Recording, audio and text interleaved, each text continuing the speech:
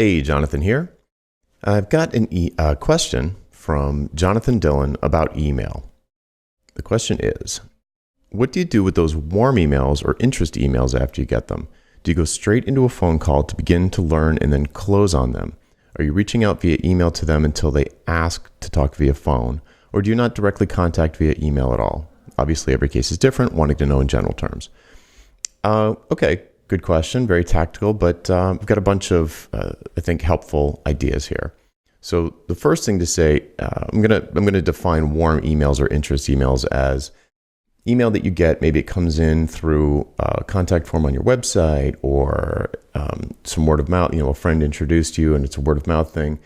But for the time being, I'm going to say these are sort of inbound messages. So inbound leads that you didn't start the communication. They found you, someone recommended you, something like that.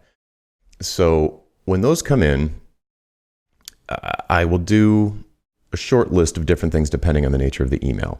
So if it sounds like a project type of thing, and the person sending the email seems like they are the decision maker, they're pretty high up in the organization, their title indicates that, or something about the message indicates that, then I'll probably say something like, yeah, it seems like I might be a good fit for this. It sounds like whatever they told me about the project, that might be interesting.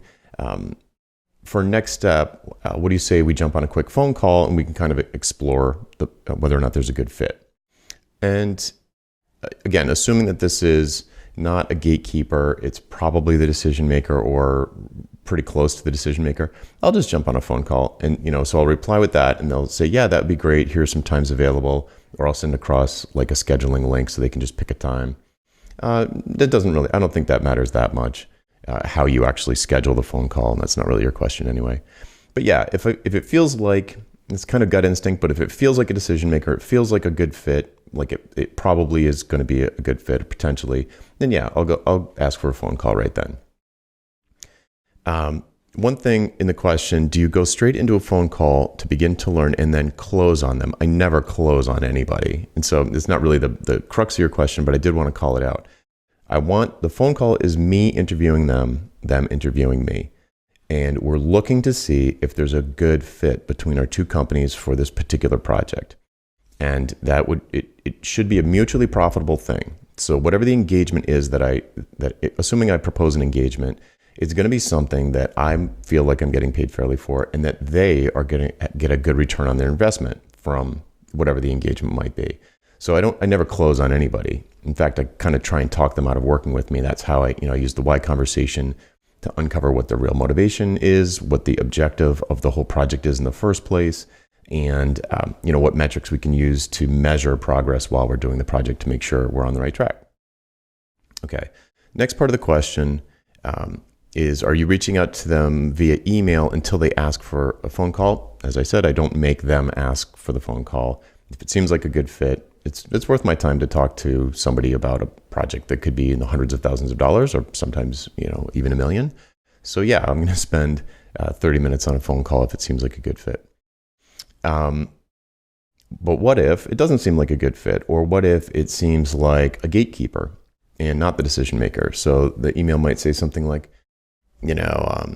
we're putting together an RFP. We're going to put it out to bid. Your name came up in a Google search, so I found your email address and reached out to you. What's your hourly rate? So immediately I'm like, if it doesn't seem like they really know that much about me, they're going to be, talking probably a bunch of people who they consider to be alternatives or competitors of mine. I'm immediately less interested. Immediately indicates to me that either this person or the person who's emailing hasn't really been affected positively by my marketing. Maybe they just heard of me.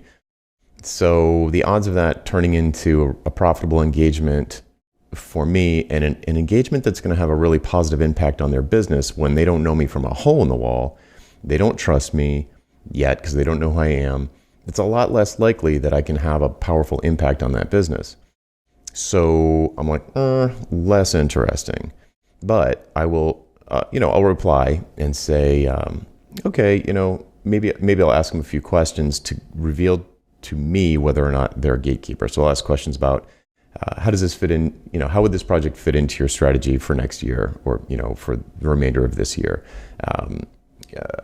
What changes in your industry what changes are predicating this project? Like, what's going on? Like, why are you even looking to do this at all? So I'd almost ask a few of the why questions in the email to see if they can answer them. If they can't answer them, then I would say, all right, well, maybe we should, if I was going to jump on a phone call, at this point, I may or may not get on a phone call with them.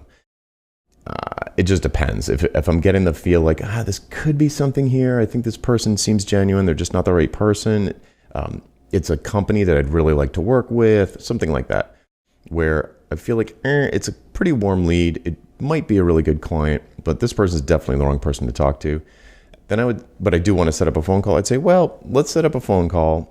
And after asking those questions, and they kind of can't really answer them, I'd say, well, let's set up a phone call with someone who can answer these questions. You, me, someone who can answer these questions, and we can see if there's a good fit. Again, is there a good fit between our two businesses? Because if there's not, I'd rather not take your money. I'm not going to probably be able to satisfy you, and that's bad for everyone. So I might sort of pre-qualify them a little bit with some high-level why questions to see if they're a gatekeeper or not.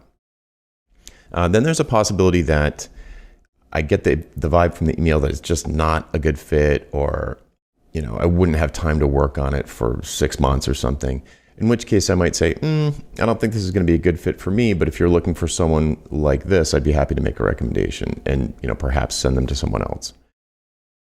And then one last thing on this question. If you are doing an outreach campaign where you initiated the conversation and it's not an inbound lead, when you're doing your outreach, you don't want to say, hey, I do all this great stuff. You probably need it. Do you want to jump on a call with me and I'll try and convince you that you should hire me? Even when you're doing outreach, the ask is, could we jump on a phone call to see if there's a good fit, if there's a mutually profitable engagement that we could do together? Do you have a problem like this? I help with problems like this. Maybe we should talk. And then when you get in the call, it's not like you're pitching and trying to prove to them that they should hire you. You're trying to close them. And if the whole phone call was predicated on the notion of seeing if there's a good fit, it's not weird when you start asking why questions. If you're pursuing someone, pursuing, and then finally they're like, all right, fine, let's get on a phone call. And then you're like, why do you want to do this project at all? They're like, what?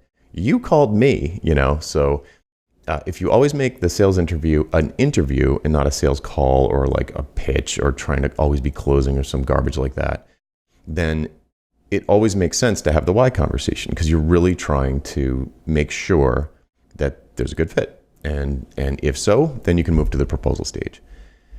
Let's see, anything else? So in general terms, yeah, I think I covered everything in there. I hope that helped. If you have a question for me, just hashtag AskJonathan on Twitter, LinkedIn, or YouTube, and we will add your question to the queue and get to it as soon as I can.